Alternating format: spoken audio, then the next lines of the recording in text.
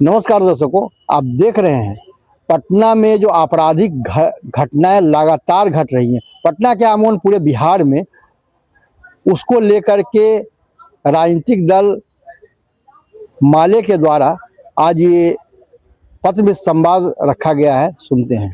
सवाल ये है कि पुलिस गुमराह क्यों हो रही है, पुलिस ने तत्काल जब्त क्यों नहीं किया। ये तो पुलिस का काम है। पुलिस शंभू हॉस्टल क्यों नहीं पहुंची? परिवार तो बाद में पहुंचा है ना, पहले पुलिस पहुंची थी। नहीं, ठीक है, पुलिस पहुंची, पुलिस ने सारी चीजों को अपने अंदर क्यों नहीं लिया। हम कोई परिवार का पक्ष रखने यहाँ नहीं आए हैं, हम उस लड़की के लिए न्याय की बात कर रहे हैं कि अगर परिवार या कोई भी व्यक्ति, ये तो पुलिस की ये बताइएगा, एफएसएल रिपोर्ट से पहले पुलिस की कार्य प्रणाली से आप उसको सही मान रही हो? हम बिल्कुल सही नहीं मान रहे हैं, इसलिए कि क्यों इतना समय लग रहा है, पुलिस बयानबाजी में क्यों लगी रही, उसकी जांच की दिशा। आप कभी जहानाबाद जाते हैं, जब अभी ये फॉरेंसिक रिपोर्ट आ रही है तब आप जा रहे हैं शंभू हॉस्टल में 20 दिन के बाद। अब क्यों जा रहे हैं वहां? अब जाके आप वो चादर ढूंढ रहे हैं, आप जाके कह रहे हैं कि माँ बाप ने उसके कपड़े नहीं दिए। ये काम तो शुरू में पुलिस को करना चाहिए था। क्या लग रहा है कि इंसाफ मिल पाएगा निर्भया को? हम लोग ये कह रहे हैं कि सीबीआई जांच की मांग अगर उठ रही है परिवार की तरफ से, तो हम भी उसके साथ खड़े हैं। सीबीआई जांच हो और समयबद्ध तरीके से ये सामने आए। इसके साथ साथ हम ये भी कह रहे हैं कि जिस तरह से हमने गृह मंत्री का पूरा इसमें देखा रवैया, चुप रहे, बेटी बचाओ का नारा देते हैं, हमारे मुख्यमंत्री चुप है, हमारे गृह मंत्री चुप है, किसी ने एक शब्द बोलना जरूरी नहीं समझा।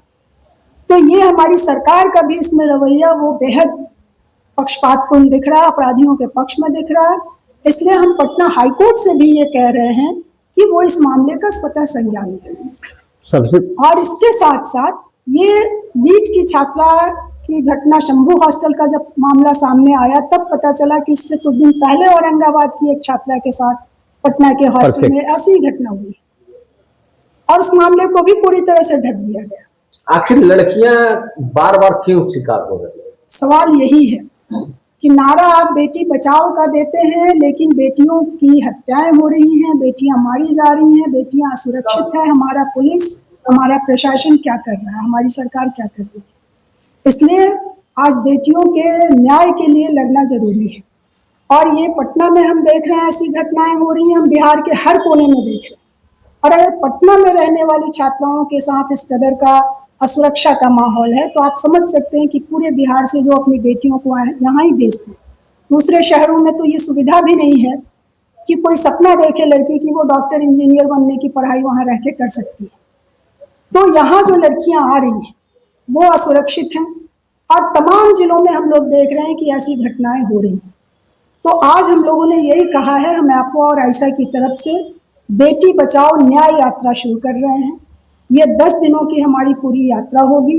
जहानाबाद से हमारी ये यात्रा शुरू होगी और पूरे मगध के रेंज से घूमते हुए, लोगों के बीच जाते हुए, इस न्याय की आवाज को उठाते हुए पटना में 13 फरवरी को बिहार की विधानसभा के समक्ष महिलाओं की, बेटियों के न्याय के लिए हम लोग प्रदर्शन करेंगे। कब से चालू आप लोग यात्रा कर रहे हैं? 4 फरवरी से हमारी यात्रा शुरू होगी और 13 फरवरी को पटना विधानसभा के सामने हम लोग प्रदर्शन के जरिए इसका ऐसा कहना है कि लड़कियां जो बिहार में है और खासकर पटना में लड़कियां सेफ नहीं है।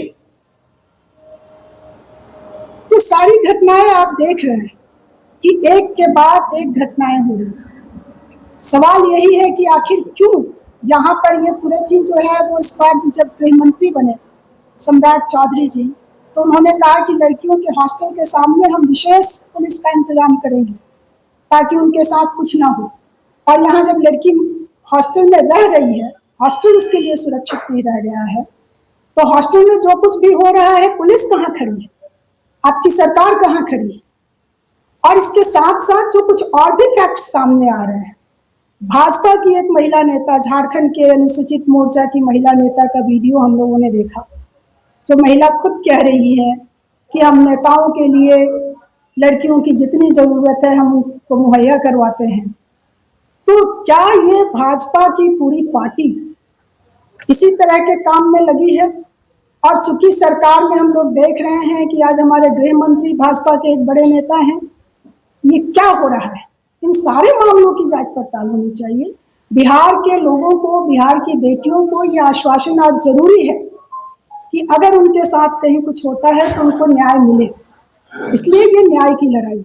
अच्छा, ये बताइएगा, जहानाबाद से जो न्याय यात्रा शुरू कर रहे हैं आप लोग पटना विधानसभा तक, आपको लगता है कि लड़की को न्याय मिल जाएगा इससे? हमारे हाथ में आवाज उठाने का हक है, हम आवाज उठाएंगे। अब तक जो कुछ भी हुआ है, अगर बिहार के लोग चुप रहते, अगर आप मीडिया के बंधु चुप रहते, तो शायद ये फॉरेंसिक जांच तक भी मामला नहीं जाता। चूंकि लगातार, क्योंकि पुलिस की तो यही कोशिश थी कि उस मामले में लड़की को ही दोषी ठहरा दो और सारे मामले को रफा दफा कर दो। और जो एक आम चलन है कि कहीं किसी लड़की के साथ कुछ हो तो उस लड़की पे ही सारा दोष मढ़ दिया जाता है ताकि बाकी लोग मुक्त हो जाए। तो इसलिए सवाल ये नहीं है कि न्याय कब मिलेगा, सवाल ये है कि इस न्याय के लिए हम लड़ेंगे। ये आज बिहार की जरूरत है, बिहार के बेटियों की जरूरत है। यहाँ सुरक्षा की दृष्टि से दो प्रश्न उठ रहा है। पहली बात, सरकार दोनों जगह एक ही राजग की है, तो पहली बात जो जांच अब सीआईडी को दिया गया है, यदि सीबीआई की भी मांग की जाती है तो केंद्र में भी उनकी सरकार है। प्रश्न है कि एक तटस्थ न्याय के लिए आप लोग क्या उचित समझती हैं? और दूसरा प्रश्न है कि छात्रावास, जो जितने भी छात्रावास, किसी का मकान खाली लगा, छात्रावास के लिए क्या शासकीय मानदंड तय होना चाहिए? बिल्कुल तय होना चाहिए, ये तो सवाल ही कहीं से नहीं बनता है। आप कोई भी संस्था चला रहे हैं तो उसके लिए तो कुछ ना कुछ रूल रेगुलेशन होना चाहिए और उसकी जांच होती रहनी चाहिए कि वो रूल रेगुलेशन चल रहा है कि नहीं चल रहा है, उसके तहत ये हॉस्टल्स चल रहे हैं कि नहीं चल रहे। तो ये तो बेसिक चीज है। और मामला देखिए, सीआईडी जांच भी अब जाकर के क्यों शुरू हुआ है? 20 दिन बीत गया है, सारे साक्ष्य खत्म कर दिए गए हैं, सब कुछ हॉस्टल से जो है वो चादर तक धो दिया गया है, उसके बाद आप सीआईडी जा रही है, फॉरेंसिक जांच हो रही है। हम ये जानते हैं कि सीबीआई भी केंद्र सरकार के ही तहत और इनकी ही सरकार है, लेकिन तब भी वो एक बड़ी संस्था है, वो ज्यादा वैज्ञानिक तरीके से जांच कर सके, थोड़ा निष्पक्ष हो, ये हम उम्मीद करेंगे। क्योंकि आपको याद होगा मुजफ्फरपुर शेल्टर होम कांड, इसी सरकार के समय मुजफ्फरपुर शेल्टर होम कांड हुआ, उसमें भी बिहार की पुलिस का तमाम रवैया ऐसा ही था। उसमें जब सारे राजनीतिक दल, विपक्ष के राजनीतिक दल, भाकपा माले से लेकर राजद तक तमाम पार्टियां, महिलाओं ने शुरू किया, हमें लोगों ने अफवाह के जरिए हमने सब आंदोलन को शुरू किया था, और उसके बाद सीबीआई जांच हुई तो आज ब्रजेश ठाकुर जेल में है।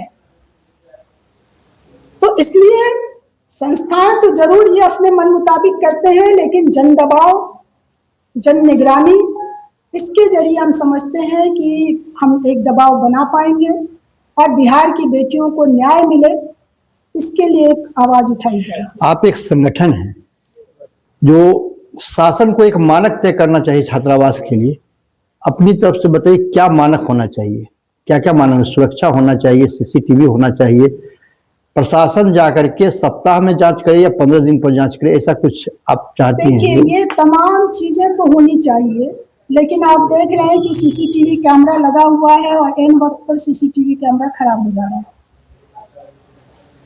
उसकी रिपोर्ट ही नहीं मिल पा रही है।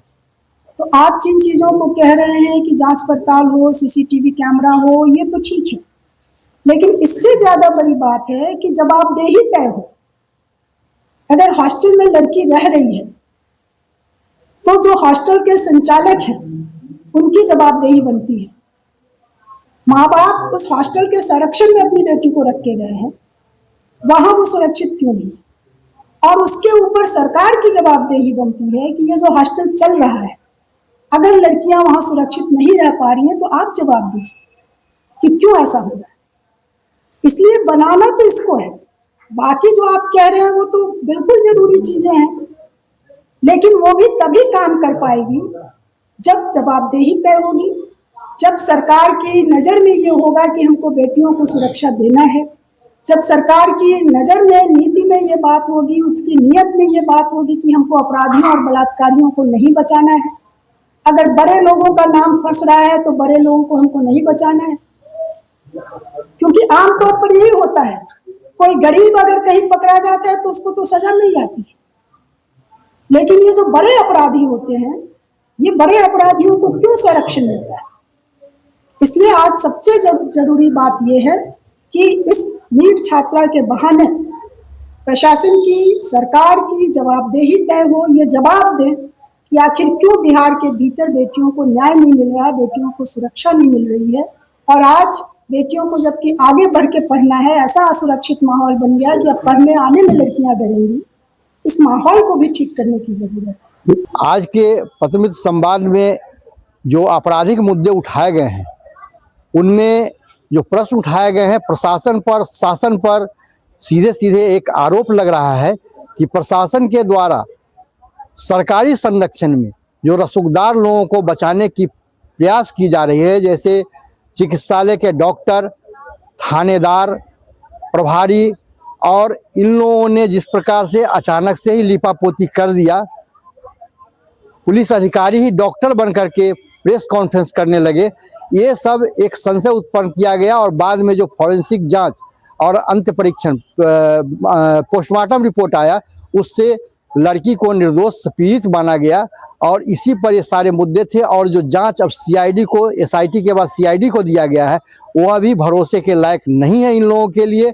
जांच में परिवार के द्वारा और पार्टी के द्वारा भी मांग की जा रही है कि जांच सीबीआई से हो, लेकिन उसका मॉनिटरिंग, उसका देख-रेख, सुपरविजिंग करने की जिम्मेदारी हाई कोर्ट उठाए, तभी उचित न्याय होगा। इसके लिए 4 फरवरी से ये लोग न्याय यात्रा निकाल रहे हैं, जो जहानाबाद से चलकर विधानसभा के गेट तक आएगा। वहां प्रदर्शन किया जाएगा और सरकार से न्यायोचित शासन, और वास्तव में यदि सुशासन है, सुशासन की कमान यदि नीतीश सरकार के हाथ में है, तो उसे प्रतिष्ठा देने का काम किया जाए और लड़की को न्याय दिया जाए, बिहार को अपराध मुक्त बनाया जाए। आनंद अमन, पटना।